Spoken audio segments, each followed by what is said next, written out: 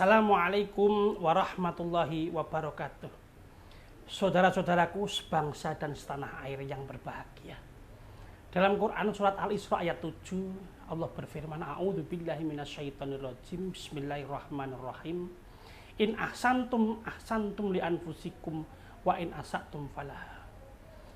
Dijelaskan jika kalian berbuat baik, berarti kalian berbuat baik bagi diri kalian sendiri. Dan jika kalian berbuat jahat, maka kejahatan itu bagi diri kalian sendiri.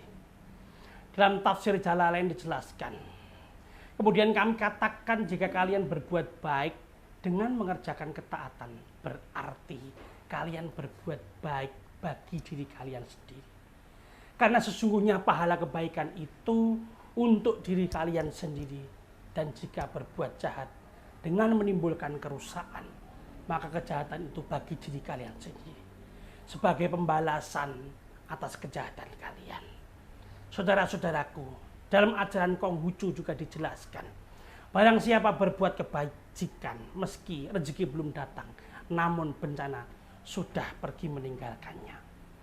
Sebaliknya, barang siapa berbuat kejahatan meski bencana belum datang, tetapi rezeki sudah menjauhinya.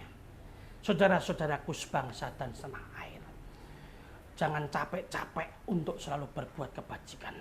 Berbuat kebajikan untuk diri kita sendiri, berbuat kebajikan untuk orang lain, berbuat kebajikan untuk agama, berbuat kebajikan untuk nusa dan bangsa.